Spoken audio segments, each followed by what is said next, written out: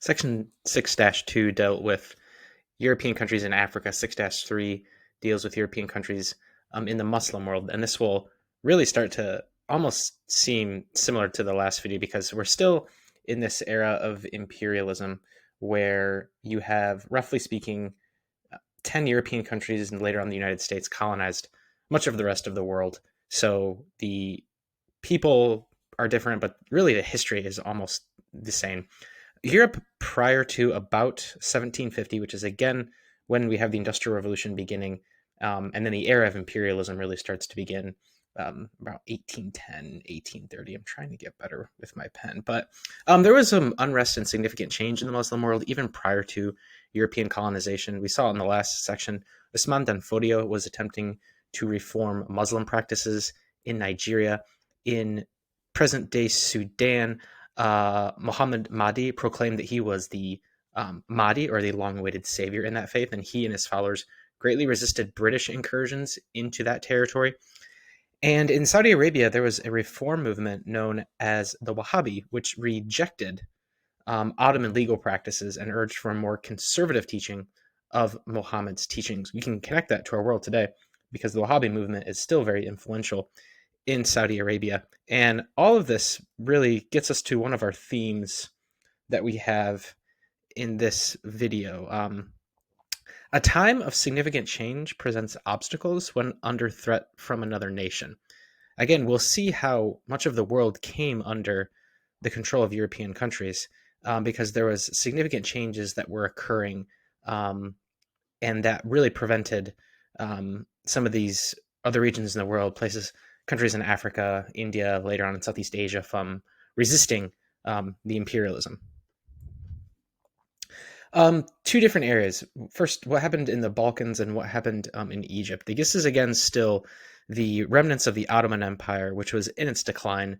In the Balkans, you had this emergence again of like nationalism, which threatened multi-ethnic empires like the Ottoman Empire. So, for example, four different now nationalities, groups of people with similar cultures, histories, languages.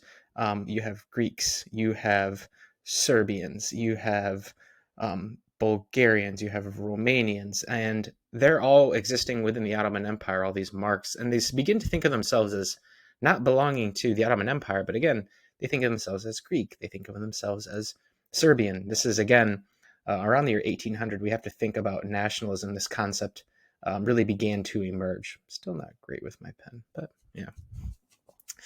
In Egypt, the great reformer Muhammad Ali, who was an Albanian Muslim, took great efforts to modernize Egypt. And this again reflects another theme that we'll see.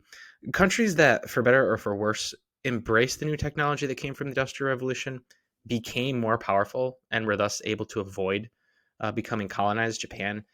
Egypt was still part of the Ottoman Empire, but it was semi-independent. But countries that rejected technology from the Imperial Revolution would become weak. We'll see that with China.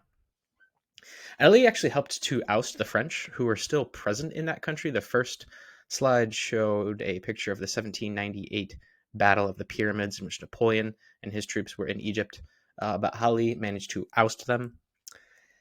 And during this time, a French merchant, Ferdinand Lesseps, begins to organize the construction of the Suez Canal, which will be right here. Probably the second, or probably on par with the Panama Canal in terms of like significance and importance. Still, at this time, I like to draw boats. Boats are the major source of transportation to be able to get goods from one place to another. And they built a canal which connected here the Red Sea with the Mediterranean Sea. The Frenchman Ferdinand Lesseps organized the construction of that canal, and this put Egypt in proximity to one of the most important waterways in the world.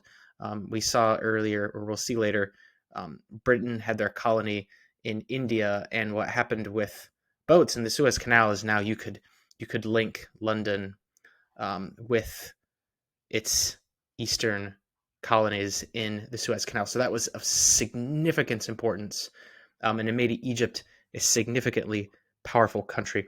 But Ali's successors were less capable and were unable to repay some of the loans taken to create the canal, And as a result, the British Prime Minister Benjamin Disraeli at that time bought the shares, put out, thus linking Britain to its canal, and will put considerable British influence in Egypt.